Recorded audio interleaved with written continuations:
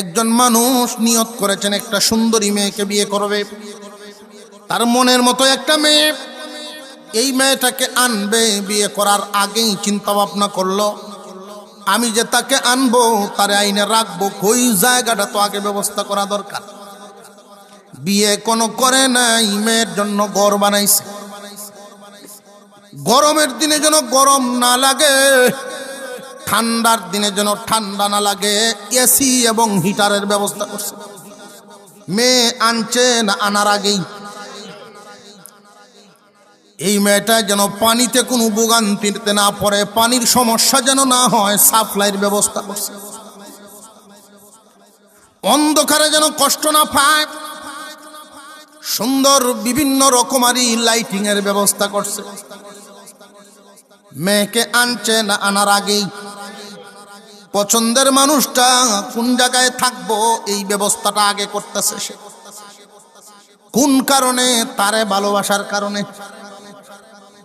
একটা মানুষকে ভালোবাসে, এই কারণে সেই এত কিছু করতেছে। এই মেয়েটাকে আনার পর সকাল বিকাল খাদ্য সরবরাহ করবে, তার খেদমতের জন্য বাবুর্চির ব্যবস্থা করা হয়েছে, জারুদার ব্যবস্থা করা হয়েছে যেন ভয় পরিষ্কার রাখে বাড়িটা। দুধওয়ালাকে বইলে রাখছে সকাল বিকাল দুধ দেয়া যাইবা, পুষ্টিকর খাবার। মুরগা মুরগি লালন পালন করার জন্য কর্মচারী দেয়া রাখছে। উদ্দেশ্য কি? তার পছন্দের একটা মেয়ে আনবে এই বাড়িতে। সব ব্যবস্থা করা হলো, এরপরে মেয়েকে বিবাহ করে এই বাড়িতে আনলো। মেয়েটার উচিত কি যে আমার জন্য এত কিছু করলো, তার মন খুশি করা। জোরে কর, ঘুমাই গেছুন গিয়া। এত কিছু করলো একজন মানুষ, শুধু তার মন পাওয়ার জন্যই তো না, আর কিছু। কিন্তু এই নাফরমান মহিলা সে করে নাকি এত কিছু করলো যে তার দিকে না তাকায়া বাড়ির কর্মচারীর সাথে চোখ টিপ মারে। যে এখন কোন দেখি আর কি গুলি হরণ লাগে না, এখন গুলি হরণ লাগে না।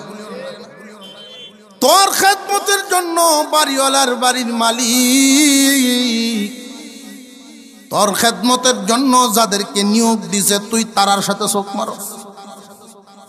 খাদেম হইল খাদেম, তুই হইলে মাখদুম। তুই মালিকের সাথে সম্পর্ক না করিয়া এই খাদেম খুদ্দামের সাথে সম্পর্ক লাগাইছ। কারি তৈয়ব সাহেব রহমতুল্লাহি আলাইহি বলেন, দুনিয়ার মানুষ এই পৃথিবীর জমিনে আমাদেরকে পাঠাইবার আগেই মহান আল্লাহ পাক রব্বুল আলামিন পৃথিবী নামক ঘরটা বানাইছেন, দুনিয়া নামক ঘর। বিশাল আসমান সাত, এই জমিনটা একটা বিছানা। এই জমিন যেন নড়াচড়া করতে না পারে, জমিন যেন নড়াচড়া করতে না পারে, এই জন্য বিভিন্ন জায়গায় জায়গায় পাহাড়কে বসায়া দিছেন। আমার মানব জাতি এই জমিনের উপরে বসবাস করবে, যেন নড়াচড়া করতে না পারে। সুন্দর করে পাহাড় বসায়া দিছেন মানুষের খেদমতের জন্য। বিভিন্ন গাছপালা দিয়া এত সুন্দর বাগান করে সাজাইছেন। মৌসুমে মৌসুমে ফল আসবে। আল্লাহ পাক রব্বুল আলামিন মানুষের সুখের জন্য উপযুক্ত জায়গায় একটা সূর্য বসায়া দিছেন। উপরে উঠান নাই, পৃথিবী বরফ হয়ে যাবে। এর নিচেও নামান নাই, এই দুনিয়া জ্বলিয়া ছাই হয়ে যাবে। আল্লাহ রাব্বুল আলামিন উপযুক্ত জায়গায় সূর্যরারে সেট করিয়া দিলেন পৃথিবীর মানুষের খেদমতের জন্য। পানির জন্য মেঘমালা নামক মিকাইল আলাইহিস সালামকে দায়িত্ব দিলেন, পানি দিয়ে খেদমত করবা। মেঘমালা দিয়ে দিলেন মহান আল্লাহ পাক রব্বুল আলামিন, বাতাস দিয়া দিলেন, সাপ্লাই বাতাস দিয়া দিলেন। দুনিয়ার জমিনে মানুষ বসবাস করবে, বাতাস দিয়া দিলেন এমন ভাবে খেদমত করার জন্য যেন দুর্গন্ধ দূর করা হয়। পরিবেশ সুন্দর রাখার জন্য বাতাস নামক খাদেম দিয়া দিলেন আল্লাহ পাক।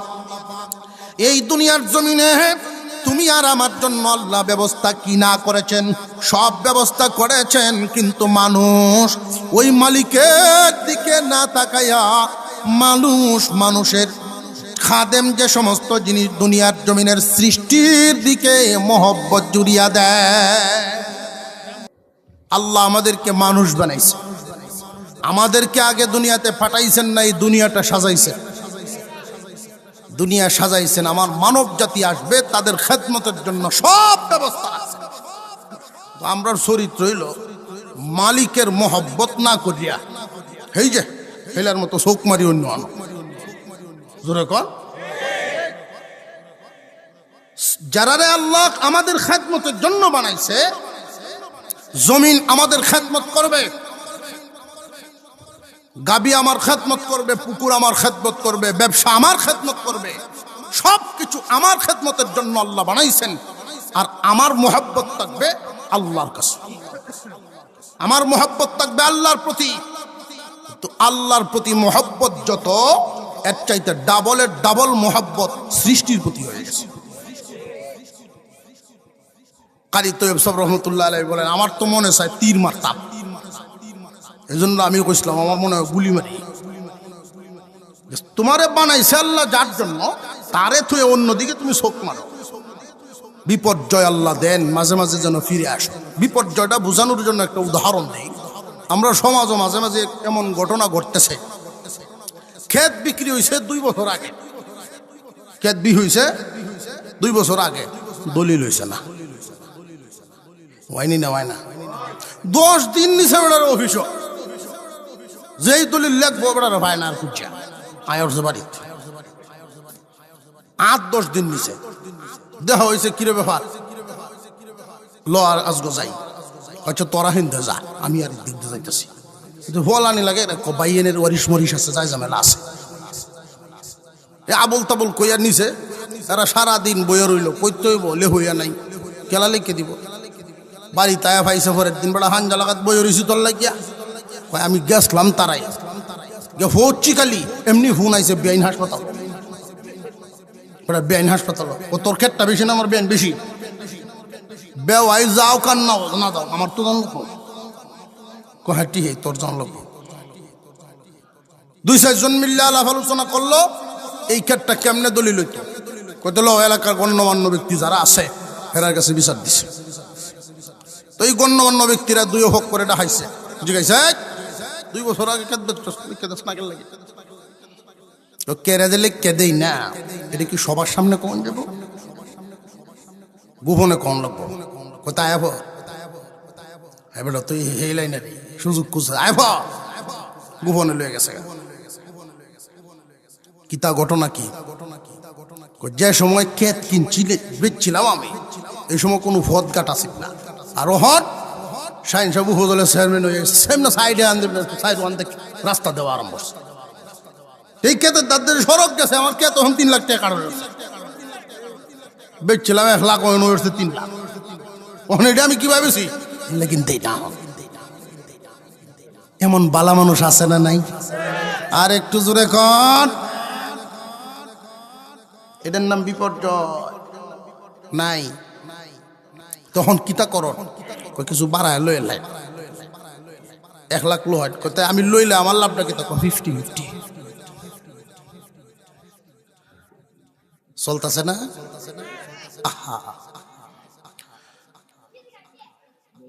আমরা মুসলমান, 95% মুসলমানের দেশ আমাদের এই বাংলাদেশ। আফসোস কোন জায়গায় মুসলমানই পাই না। আমরা মুসলমান, হাসপাতালে গেলেন ওইখানে কিন্তু মুসলমানই পাই না, অফিসে গেলেন মুসলমানই নাই, ব্যবসাত গেলেন মুসলমানই নাই, আওরো গেলেন মুসলমানই নাই। একটা জায়গার মধ্যে মুসলমানই ছিল এতকাল, মসজিদ এখন হেনও নাই। মসজিদ কমিটি যখন করে দেখবেন তাকওয়ার দিক খেয়াল করে না। মসজিদ কমিটি করার ক্ষেত্রে মসজিদ আল্লাহর ঘর, আল্লাহর ঘরের রক্ষণাবেক্ষণের জিম্মাদারি কার উপরে দিব? তাকওয়ার দিক লক্ষ্য করে না, দুনিয়ার দিক লক্ষ্য করে। দুনিয়াদারির চিন্তা ভাবনা। বর্তমান সময়ের মসজিদগুলো ফাঁকা হয়, কিন্তু মুসল্লি দিন দিন কাছা হয়। এমন একটা সময় ছিল মসজিদগুলো ছিল এমন কাছা, এমন দুর্বল, বৃষ্টি আসলে মুসল্লির মাথায় পানির ছিটা পড়ত। কিন্তু এই মুসল্লিগুলো খুব দামি মুসল্লি। তারা যখন সাজদা দিত, মসজিদের সেই পবিত্র মাটি মুসল্লির কপালে লাইগা যেত। এখনো পর্যন্ত আল্লাহর ঘর মসজিদে খুঁজে ওই মুসল্লিগুলা কই। এখনকার সময়ের মানুষ আল্লাহর ঘর মসজিদের ভিতরেও দেখবেন সঠিক মুসলমানিটা ধরে রাখতে পারে না। দুনিয়াদারির দিকে খেয়াল করে, হালাল হারাম, হালালের হারাম লক্ষ্য করবেন। একটা বিষয়, একটা লাইন হলো হালালের ইনকামের লাইন, আর একটা হলো হারাম ইনকামের লাইন। হালাল লাইনে যত ইনকামের পথ আছে এর মধ্যে সর্বনিম্ন ভিক্ষা করা। আল্লাহ পছন্দ করেন না ভিক্ষাবৃত্তি, ইসলাম পছন্দ করে না, কিন্তু অনুমতি দেওয়া আছে। ভিক্ষা করা জায়েজ, কিন্তু আল্লাহর অপছন্দ। তালাক দেওয়া জায়েজ, কিন্তু আল্লাহর অপছন্দ। ইসলামের দুইটা জিনিস এমন হালাল যেটা আল্লাহ পছন্দ করেন না, হালাল কিন্তু আল্লাহর অপছন্দ। বিশ্বনবী বলেন, এই আসমানের নিচে জমিনের উপরে যে তালাক দিল আর যারে দিল সে নিকৃষ্ট। যে দিল সেও নিকৃষ্ট, যারে দিল সেও নিকৃষ্ট। আপনারা প্রশ্ন করতে পারেন, হুজুর যারে দিল হের দোষ কি? যে দিল হে নিকৃষ্ট বুঝলাম, যারে দিল হের দোষ কি? দোষ যে কি তল্লাশি নিয়ে দেখবেন দোষ কি। বেশিরভাগ তালাকই হয় নারী পক্ষের কারণে। বেলা যদি রাগের মাথা তারে কোনোভাবে তামাইতে হরতাছে, গুসা সুরে কয় যদি কইয়াই ফেলায় কোনো বেটা, এই তামবে না কয়াল তাম, এই হাই ভোল্টেজটা দেখছে তামায় এলাই কোনো রকম কয়ালাম তোর তো সাজিয়ে দেম, কিন্তু ডরাই আছে বদ্ধ বেটি ডরাইব তো হৌরের নাম লয়ে কো মুহের ভূত হইলে কয়াল আছে দেখি। এই কারবারটাও বাপের নামটা লয়ে বেটা বাপ মারা গেছে আরো 5 বছর আগে, ও মুহের গড়ে রইলে কয়ালা দেখি বেটার গুসা উঠতো না শৈল। পরে একদমে 14টাতে যা তুই নিবে 3টা, তোর দাদির দি 6টা দিছে, মাথা গরম করে যা দেখি। তালাকের জন্য মহিলারও দোষ আছে না নাই? এই জন্য বিশ্বনবী বলছেন, যে তালাক দিল, যারে দিল, যে দিল এবং যারে দিল উভয়ের উপরেই লানত প্রাপ্ত তারা। মুসলমান ইমানদার ভাইরা আমার, কোন জায়গায় পরিপূর্ণ মুসলমানি খুঁজে পাওয়া যাচ্ছে না। লক্ষ্য করে দেখবেন, হালাল তরিকা সর্বনিম্ন রাস্তাটা হইল কি? ভিক্ষা করা। এটা হইল হালাল লাইন। ডান দিকে পাইলাম হালাল লাইন, আর হারামের লাইন সবার উপরে সুদ, ঘুষ। কিন্তু সমাজ আমরা কোন দৃষ্টিতে মানুষের সাথে আচরণ করি লক্ষ্য করে দেখবেন। শুক্রবারের দান বাক্স যখন ছাড়া হয়, মার দেওয়া পাঞ্জাবি বিন্দে আগের কাতারও সাপ্তাহিক শুক্র আলী মুসল্লি কি আলী সপ্তাহে একদিন আই লেকিন শুক্র আলী গেছি, সপ্তাহে একদিনই আইয়া বেটা মার দেওয়া পাঞ্জাবি বিন্দে। যেই দান বাক্সটা সামনে আইছে, টাকাগুলি বাইর করে মশা নতুন একটা 100 টিকা নোট দিছে। সাইডেতে 2-4 জনের দিকে কয় না মসজিদের সভাপতি হইলে এই বেটাই হইতো। আমরার বিচার আচার এমন চলেনি না, চলে না। এই জন্য বলি মসজিদ আল্লাহর ঘর, ওইখানেও ইসলাম নাই, তাকওয়ার দিক খেয়াল নাই, তার আমলের হালত কি এটার খেয়ালই নাই, ইনকাম কোন পথে এটার খেয়াল নাই, ইনকামটা কোন পথে, তার আমলের হালত কি এই বিষয়টা খেয়াল না করিয়া যে আল্লাহর ঘরের জিম্মাদারি দিলা, যে নিল সে তো না বুঝাই নিছে যে আমি কি এটার যোগ্য কিনা, এটা বুঝি না সে। আর যারা দিল তাদের লক্ষ্য হইল যে আমরার ভাঙ্গা টিনের গোড়ার থাকতো না, এখন টাইস হইব তারা জিম্মাদারি দিলে। উদ্দেশ্য হইতো বলা না। আল্লাহর ঘর মসজিদ, এইখানেও এখন অনেক নিয়ম চলে। ইমাম সাহেব ওয়াজ করছেন, নামাজীদের উপরে আল্লাহর রহমত নাজিল হয়, তবে এই রহমত সবার আগে ইমামের উপরে পড়ে, এরপরেই ইমামের পিছনে যিনি দাঁড়ান তার উপরে রহমত চলে যায়। 5 ফুটের বাপ, 7 ফুটের বাপ শেষ জীবনে মসজিদ হামাইছে, বেড়ায় মনে মনে কয় তাহলে আর এই রহমত কেউ রে নেওয়ার লেগে দিতাম না এই জায়গাত বেড়াবো। অথচ ইমামের পিছনে বসার কিছু মাসালা মাসাইল আছে না নাই? ইমামের পিছনে বসবেন উনি, ইমামের অবর্তমানে নামাজ চালায় নিতে পারেন যিনি। বহুত মসজিদ ঘুরে ঘুরে দেখছি, যত বড় আলেমে যাও এই জায়গা যাওয়াটা লইছি এটা ছাড়তে রাজি, আর মুয়াজ্জিন সব কিছু কয় না, কইব যে কারণ আমরা যে চাকরিটা আপনারা দেন এত দুর্বল, বউ সারলে তো 3 বার লাগে, আমরা একতলা হয়ে পরিষ্কার, যদি কোন যান তুই শেষ, একটাই পরিষ্কার, এমন শক্তি আমরা। বেড়া গেছে এই ওয়াজ শূন্য বাড়ি, বউরে ডাকতেছে, বেওয়াই যে আমার হজত যায় নামাজ দিছি এটা কই বার হয়ে দে। 2 সপ্তাহ হয়েছে মসজিদে গেছে, ওখানে যায় নামাজ দিতে তথা কয়েকটা জায়গা দখল হরম লাগবে তাড়াতাড়ি দে, জায়গা দখল করবো ওটা মসজিদ, মসজিদে নিয়ে ইমামের পিছনে জায়গাটা পিছাইছে, আছে না নাই? এই কথাগুলি বলা লাগে, এই রূপ দূর হইত, ইমামের পিছনে পিছাইবেন আপনি এমন যোগ্য ব্যক্তি যার নামাজ পড়ানোর যোগ্যতা আছে, বেড়ায় না বিছাইছে।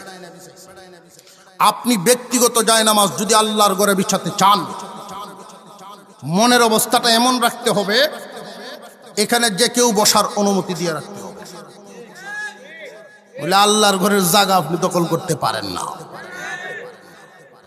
আপনি যাই হন, আপনি 10 ফুট অন্তত 20 ফুট উঠানের গরম হলে তো লাগবে, মাসলা তো মাসলার গতিতে এমন বেড়া যে যায় নামাজ বিছাইছে, কেউ যদি বই ওরে গিয়া আস্তে আস্তে ওই লোকে কয় মেয়ে দেও না, বিছাই দেও না, তুল্লা দেয়। একদিন ফেস লাগিয়ে হয়েছে এক মসজিদ, ইমাম সাহেব 2 হাত পড়াইছেন, বেল লাগছে, তখন পিছনে হাত দিয়ে যারে ধরছে হেরিতন বসাম নেয় পাইছে, তো জাগা দোল হরুই আরে টান দিছে সামনের দিকে, বেড়া টানে ফিসে, ইমাম টানে সামনে, 2-3 টান দেওয়ার পরেই নিয়চ্চারি দিছে ওটা, হুজুর আমি কিস্তা জানি না, আমার টানুন না, আমার টানুন না, আমি কিছু জানি না, আশপাশের সব নিয়চ্চারি দিয়া নামাজ তো ফেসেই লেগে আছে, আপনি এ লোক কেড়ে গে কারো আপনি কিছু জানুন না, তো এই জায়গা কেড়ে লাগিয়ে যায়। আমি আইসলাম তো রহমতের লাগিয়ে, এরকম গজব আইব তো আমি জানি না, আমি আসলাম রহমত নিতা, এরকম গজব নাজিল আমি বুঝতে পারছি। তার জীবনে এই জায়গায় আর কোনোদিন দাঁড়ায় নাই। মাঝে মাঝে একটু শিক্ষা আসে যেন পরিবর্তন হয়। আসমানি আযাব গজব আমরা যেই পরিমাণ অপরাধ করি, আল্লাহ বলেন ওয়ায়াফু আন কাসীর, বেশিরভাগই আমি মাফ করে দেই। তোমাদের অপকর্মের বদলা যদি আমি দুনিয়াতে দেই 1 মিনিটও বাঁচতে পারবা না। 360 বা 65 দিনে 1 বছর চিন্তা করে হিসাব মিলাইবেন, কোন দিনটা 24টা ঘন্টা আপনি গুনাহ না করে কাটাইছেন, সারা বছরের কোন দিনটা আপনি গুনাহ না করে কাটাইছেন, হিসাব মিলাইবেন। এই 24 ঘন্টার ভিতরে আমি একটা ছোট্ট থেকে ছোট গুনাহও করি নাই, চোখের গুনাহও না, জবানের গুনাহও না, কানের গুনাহও না, অন্তরের কুমন্ত্রণার গুনাহও না, দুশ্চিন্তা পর্যন্ত করি নাই। এইভাবে নিজের হেফাজতের জন্য 24টা ঘন্টা হিসাব মিলায়া বাহির করেন তো দেখি গুনাহ ছাড়া। রে মুসলমান, আল্লাহ পাক রব্বুল আলামিনের এই জমিনের স্বাভাবিক একটা নিয়ম দেখেন, সন্তান যদি বাবার কথা না শুনে, বাবায় প্রথমে তারে মৌখিকভাবে শাসন করে, মৌখিক শাসন করে, ইয়ার পরে যদি সন্তান আবার অবাধ্যতা করে তারে হালকা বেদ দ্বারা শাসন করে। এইভাবে কয়েকবার শাসনের তবকা পার হওয়ার পরে বাবা কিন্তু তারে বাড়ির থেকে বের করতে বাধ্য হন। মহান আল্লাহ পাক রব্বুল আলামিন আমাদের উপরে কত দরদি, এই বান্দা কত নাফরমানি করে, এর পরেও না খাওয়ায় আল্লাহ রাখেন না। আল্লাহ পাক রব্বুল আলামিন বলেন লিউযীকাহুম বা'দাল্লাযী আমিলু লাআল্লাহুম ইয়ারজিউন। রে বান্দারা, মাঝে মাঝে কিছুতেই যাতে তোমরা পরিবর্তন আসে, ফিরে আসতে পারো। এই আসমানি আযাব গজব কেন আসে আমাদের উপরে? আল্লাহর গজবটা দুই ভাবে আসে। আল্লাহর গজব কয়ভাবে? ব্যক্তিগত, কোন সময় আসে সমষ্টিগত। সবটাই আমাদের হাতের কামাই। আল্লাহর গজব জমিনে যখন নাজিল হয় বিনা কারণে আল্লাহ গজব দেন না। আল্লাহর গজব নাজিল হয়, ভূমিকম্প হয়, ভূমিধস হয়, যত ধরনের আযাব গজব, আসমানি আযাব গজব, জমিনি আযাব গজব, সব আমাদের কৃতকর্মের কারণে। আমাদের কৃতকর্মের কারণে মহান আল্লাহ আমাদের উপরে যত আযাব গজব দেন, বলা মুসিবত দেন, তো সেটা দুই ভাগে বিভক্ত। কোন সময় হয় ব্যক্তিগত, কোন সময় হয় সমষ্টিগত। ব্যক্তিগত আযাব গজব, মদ খাইতে খাইতে, নেশা করতে করতে জীবনের বহু অংশ সে বাদ করে ফেলল, তার শারীরিক আযাব গজব আইবনি নাই তো না? আরো জোরে কন। ব্যক্তিগত আযাব গজব মহান আল্লাহ পাক রব্বুল আলামিন মাঝে মাঝে বান্দাকে তার কর্মের কারণে ব্যক্তিগত আযাবে ধরেন। বেবিচার করেছে, পাপাচার করেছে, পরকীয়ার মধ্যে ডুবিয়া রয়েছে, আল্লাহ পাক রব্বুল আলামিন যেই সীমারেখা দিয়েছেন জীবন গঠন, জীবন পরিচালনার জন্য, সেই সীমারেখা টপকায়া ঐচ্ছিক জীবন যাপন করিয়াছে, মহান আল্লাহ তারে কোনো না কোনো একটা গজব দিয়া ব্যক্তিগতভাবে ধরবে। সমাজগত বা সমষ্টিগত নয়, ব্যক্তিগত কাউকে কাউকে ধরবেন, মাঝে মাঝে ধাক্কা দিবেন, শাসন করবেন, দেখি তওবা করে নে ফিরিয়ায়। মাঝে মাঝে আর্থিক বালা মুসিবতে ফেলায়া দিবেন, মাঝে মাঝে শারীরিক মুসিবতে ফেলায়া দিবেন। এগুলোর জন্য কি আর কেউ দায়ী না? আমরা নিজেরাই দায়ী। মহান আল্লাহ বলেন যাহারাল ফাসাদু ফিল বাররি ওয়াল বাহরি বিমা কাসাবাত আইদিন নাস লিয়ুযীকাহুম বা'দাল্লাযী আমিলু লাআল্লাহুম ইয়ারজিউন। মহান আল্লাহ বলেন আমি এই জমিনে বিপর্যয় দান করি মাঝে মাঝে মানুষের শিক্ষার জন্য, আর এই বিপর্যয়ের জন্য তারা নিজেরাই দায়ী। তারা যখন নিজেরা শান্তি শৃঙ্খলা জমিনে বজায় রাখবে না, অশান্তি তো এমনি হাজির। শান্তি যখন থাকবে না, অশান্তি অটোমেটিক হাজির হবে। আলো যখন তারা রাখবে না, অন্ধকার অটোমেটিক হাজির হবে। সত্য যখন তারা রাখবে না, মিথ্যা অটোমেটিক হাজির হবে। আজকে খুব ভালো করে জেনে রাখবেন, কোনো একটা মিথ্যার মাধ্যমে আপনার জয় হাসিল করতে পারেন, কিন্তু এই মিথ্যার সয়লাভ যে সমাজে আপনি চালু করলেন, এই মিথ্যাটা ঘুরে করে কোনো এক সময় সাময়িকভাবে আপনি এই মুহূর্তে জয়লাভ করতে পারেন, কিন্তু আপনার দ্বারাই যে মিথ্যা চালু হলো, ওই মিথ্যাটা ঘুরে ঘুরে এক সময় আপনাকেই ধ্বংস করিয়া ছাড়ব। সমাজের মধ্যে অন্যায় অবিচার আমরাই চালু করি, আর এগুলোর জন্য আমরাই ভোগান্তিতে পড়ি। কথা বুঝে আসতেছে? আমরাই চালু করছি, আমরাই ভোগান্তিতে পড়ি। বর্তমান সমাজে ভালোটার মূল্য কম, মন্দের মূল্য বেশি। ভালোর মূল্য কম, মন্দের মূল্য বেশি। এই কারণেই অশান্তি। খুব পরিবর্তন করেন চিন্তা ভাবনা, সঠিক জিনিসটা হাজির করেন, বেঠিক অটোমেটিক দূর হয়ে যাবে। কষ্ট করে ত্যাগ দিয়ে আলো সামনে এনে হাজির করেন, অটোমেটিক অন্ধকার দূর হয়ে যাবে।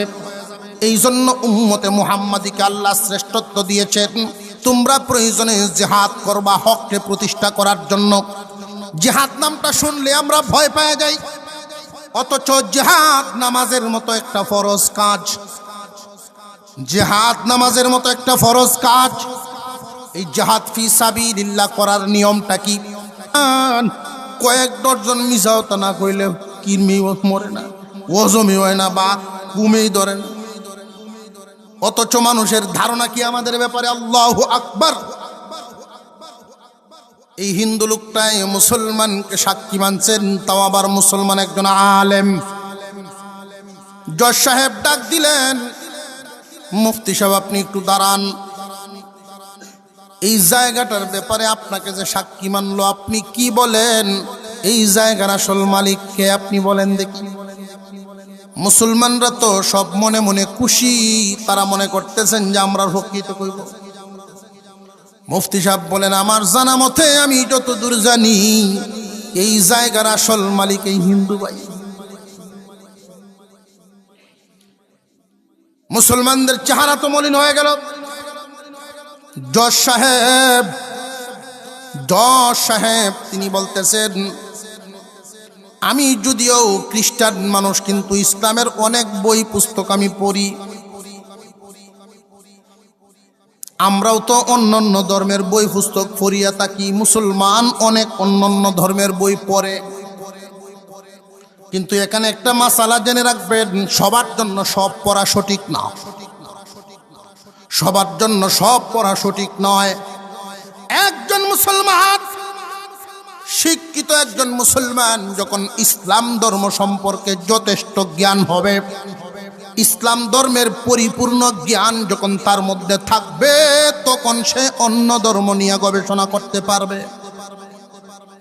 ইসলাম ধর্ম সম্পর্কে পরিপূর্ণ জানা হয় নাই, তুমি অন্যটা গবেষণা করতে যাও না, ভয় আছে ঈমান হারাইবা। আগে নিজের ধর্মটা সম্পর্কে ভালো মন্দ বুঝো, পরিপূর্ণভাবে বুঝো। একজন মুসলমান পরিপূর্ণভাবে যখন তার ইসলাম ধর্ম স্টাডি করবে, বুঝবে, জানবে, তখন অন্য ধর্ম যতই জানুক, তার ধর্মের সামনে সব ধর্ম অসহায়। মুসলমান ইমানদার ভাইরা আমার, জজ সাহেব বলতেছেন, আমি তো জানি বিশ্ব নবীর একটা বাণী আছে, মুসলমান বাই বাই। একজন মুসলমান আর একজন মুসলমানের ভাই, রক্তের সম্পর্ক না হোক, মুসলিম তো মুসলিমের ভাই, এই হিসাবে তার পক্ষে কেন বললেন না? বিশ্ব নবীর কথার উপরে তো আপনি আমল করেন নাই। মুফতি সাহেব তিনি বলে দিলেন, জজ সাহেব আপনি শুধু আমার নবীর এই কথাটাই শুনছেন, আর কোনো কথা মনে হয় জানেন না। ইসলাম ধর্ম আল্লাহ কুরআনুল কারীমের ভিতরে নাজিল করে দিয়েছেন। ইসলামের আদর্শ হলো ওয়া ইযা কুলতুম ফা'দিলু ওয়ালাউ কানা যা কুরবা। আল্লাহ বলেছেন, হক কথা বলবা যদিও তোমার কাছের মানুষ হয়। যখন বৈঠকে বসো, কথা বলার জন্য যখন বসো, তখন হক কথাটা বলবা যদিও তোমার কাছের মানুষ হয়। মুফতি সাহেব আশ্চর্য হয়ে গেলেন, ইসলাম ধর্ম বুঝি এত উদার, এত মহান। জজ সাহেব দাঁড়ায় তিনি ঘোষণা দেওয়া শুরু করলেন, আজকের এই মজলিসের মুসলমান ভাই, তুমি মুসলমান ভাই জায়গা নিয়ে যে তর্ক লাগলা, মুসলমান তোমার পরাজয় কিন্তু মহান ইসলামের বিজয়। মুসলমান তোমার পরাজয়, কারণ নীতির কাছে তুমি পরাজিত। তোমার না জিনিসটা গেলা কেন এখানে? মুসলমান তোমার পরাজয় কিন্তু মহান ইসলামের বিজয়। জজ সাহেব বলেন, মুফতি সাহেব এমন মহান ধর্ম থেকে আমি আর দূরে থাকবো না। এই মুহূর্তে আমার কালিমা পড়ায় আপনি মুসলমান বানায়া দেন।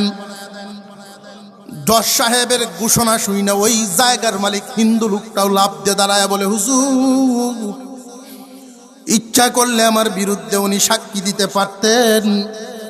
ইসলাম এত মহান এক ধর্ম, ইসলামের শিক্ষা এক মহান শিক্ষা। উনাকে সেই নীতি থেকে সরে যেতে দেয় নাই। নীতির উপরে থেকে উনি হক কথা বলেছেন। যেই ধর্ম একজন অনুসারীকে এইভাবে আঁকড়ায় রাখে, হকের পথে রাখে, আমিও দূরে থাকবো না, আমারেও মুসলমান বানায়া দেয়।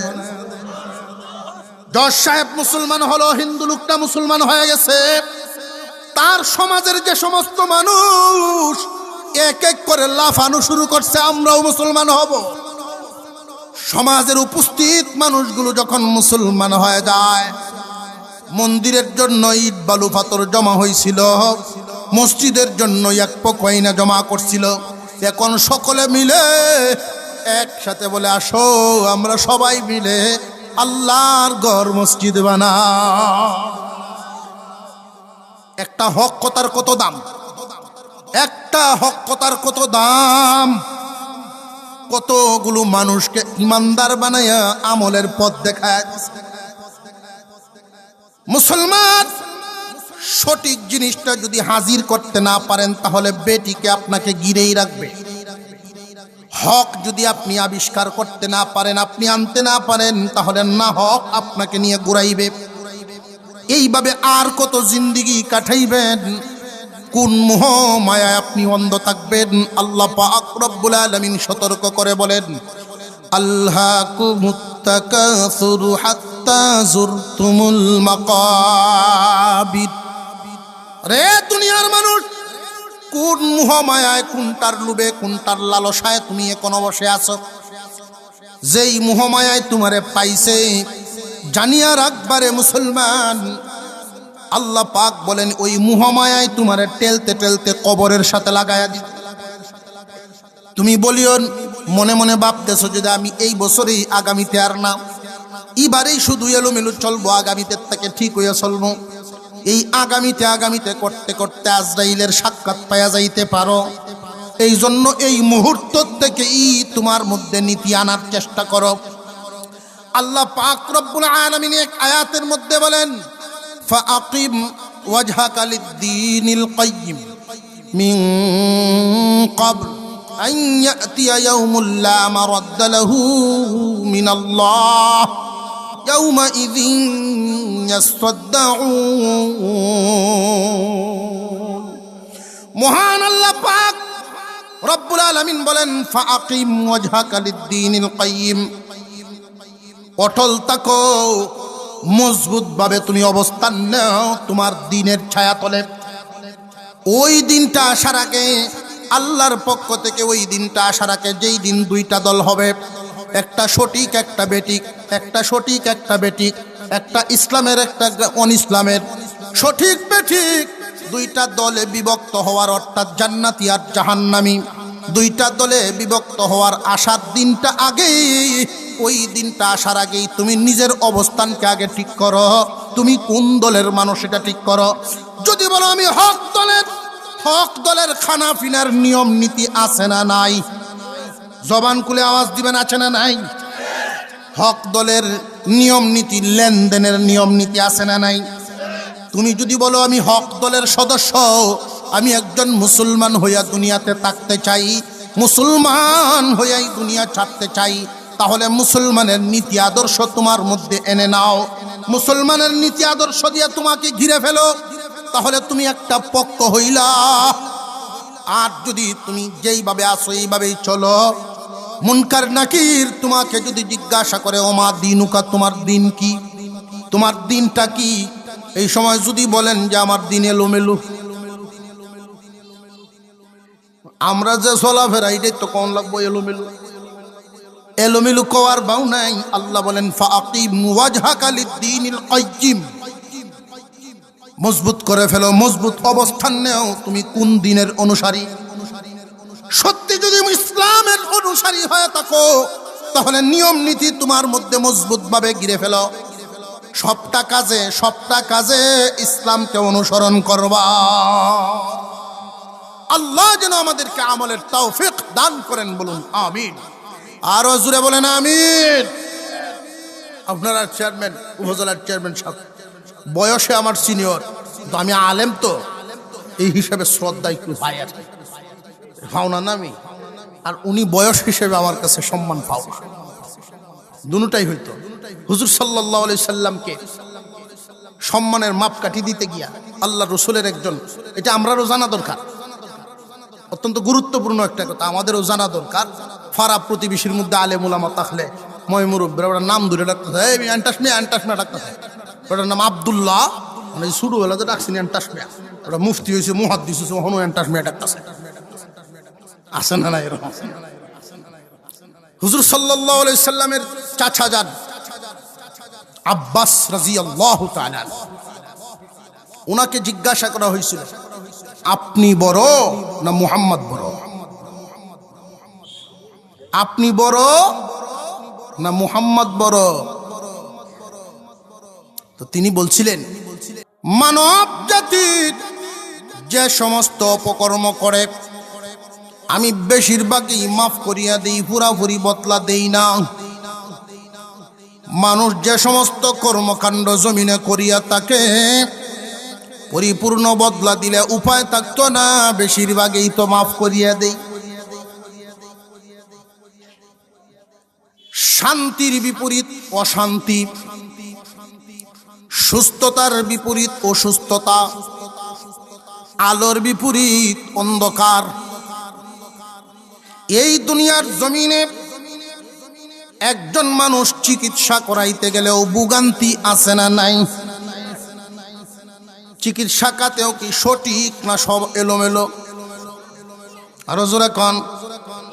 আমরা সব মুসলমান, আফসোসের ব্যাপার কোনো জায়গায় মুসলমানি নাই।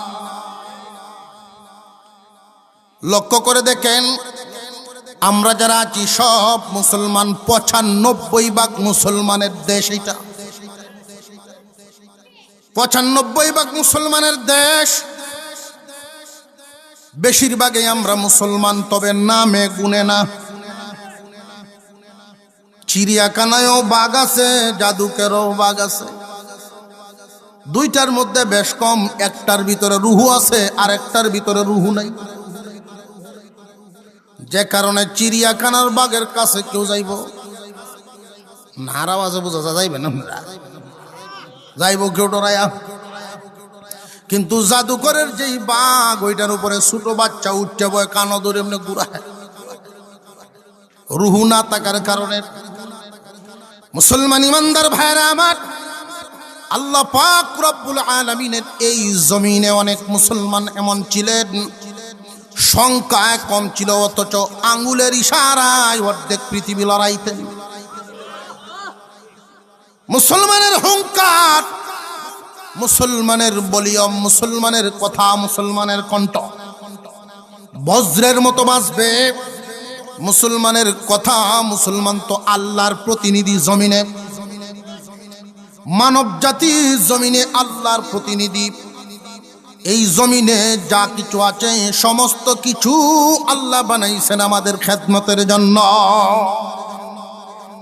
কারি তৈয়ব সাহেব রহমতুল্লাহি আলাইহি উনি বড় সুন্দর উদাহরণ দিয়ে বুঝাইছেন। উদাহরণ, হুজুর সাল্লাল্লাহু আলাইহি সাল্লামের ব্যাপারে জিজ্ঞাসা করা হয়েছে, রিশতার দিকে, সম্বন্ধের দিকে চাচা বড় না ছোট?